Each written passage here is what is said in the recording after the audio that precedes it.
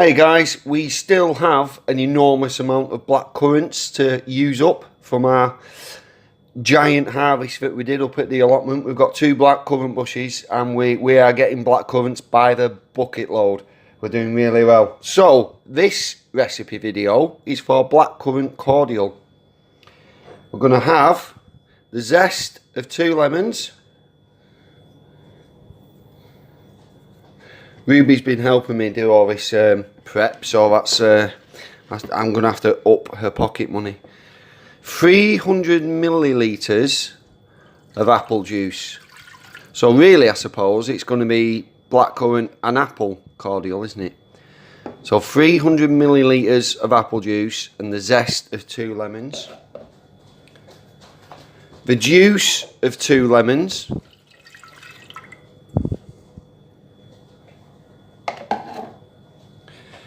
300 grams of sugar,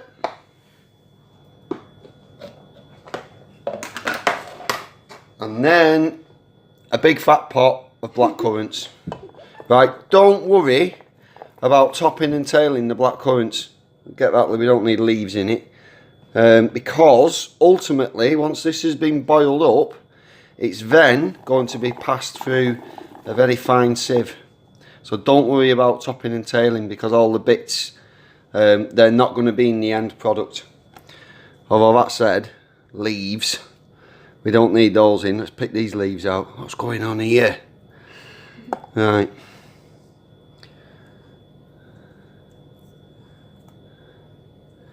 Right, so my wonderful assistant Ruby, would you like to turn the cooker on, please? So we'll boil this up. And then we turn the heat down, just let it simmer for a few minutes, and you don't need to boil it long neither. And once it's boiled, you remove it off the heat and let it cool down, and then I'll take you through the steps after that. Right, this is just starting to boil now. So we'll let that boil properly for about 1 to 2 minutes, and that's all you need really to burst all the skins of the fruit, which will let all the juice and all that gorgeous flavour out into the liquid. So while you're mucking around with the pan, get a bottle sterilised. All this is an empty plastic pot bottle, and I've given it a damn good cleaning to sterilise it, because that's what the liquid's going to end up in.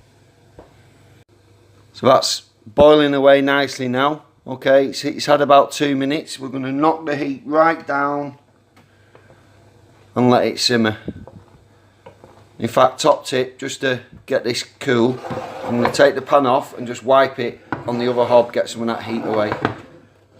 Hey presto, look, it's gone back down to the level. There we go. Right, nice one.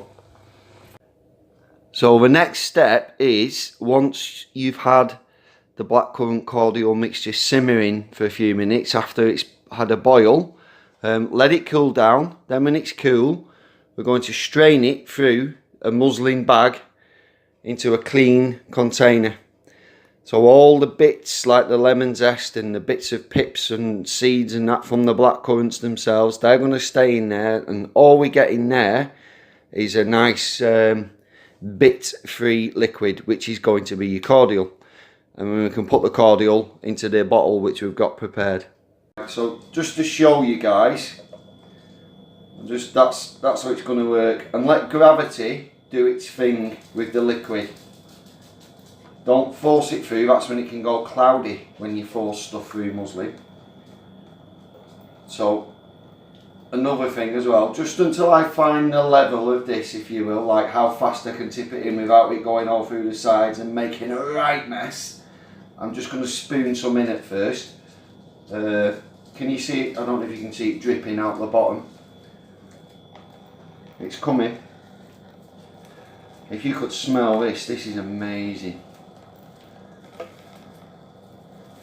Right, I'm going to put these down so I can pour this in properly, but you get the idea, guys, okay? Right, so all the pan's gone into the muslin bag now. Can you see it draining there?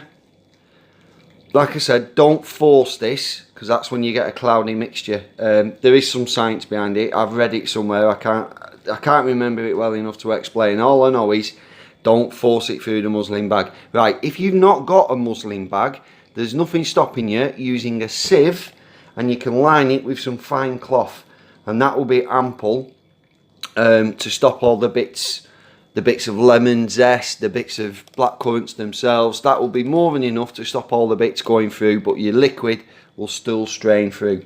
So we're just going to leave this now, let gravity do its thing, see how long it takes, and then when it's done, also it should be nice and cool by then it can go straight into the sterilised bottle. It's all drained through now, and I've got a lovely pot of the liquid. So hang on, just to make it easier to pour, I'm going to transfer that into a measuring jug which has been sterilised. The funnel has been sterilised, and I've already told you that the bottle has as well. So now, actually looking at this, guys, there is just under 700 millilitres, and I'm pouring it into a 2 litre pop bottle, right? I've gone a bit overkill with the size of the pop bottle. So if you follow this recipe, you don't need a 2 litre bottle. It's going to look a bit lonely in here. So all the bits are out because it's been strained. This, once it's, I'll just double check that it is like actually proper cool. But once it's fully cooled, it gets stored in the fridge, where my research tells me it will last for around a month, so long as you keep it stored in the fridge. And then when you come to use it as cordial, your dilution rate is 1 part cordial to 4 parts water. That's your dilution rate. Right then, so ta-da! Look at that, look how gorgeously dark and rich that is. That's amazing. And I've got to be honest, we've had a little taste, haven't we, Ruby? Yeah. And do you want to describe what it tasted like? Right, it was really funny because Livia had a taste and she said it tastes like lemon. Dad had a taste and he said it tastes like apple, and I had a taste and I said it tastes like blackcurrant. So all three of us are picking up each of the main 3 flavours, aren't we? Yeah. It is right. Really nice. Right, so that's it, guys. Blackcurrant and apple juice cordial done. And here's a ladybird doing whatever it is that ladybirds do on one of our blackcurrant bushes at the allotment. Thanks for watching, guys.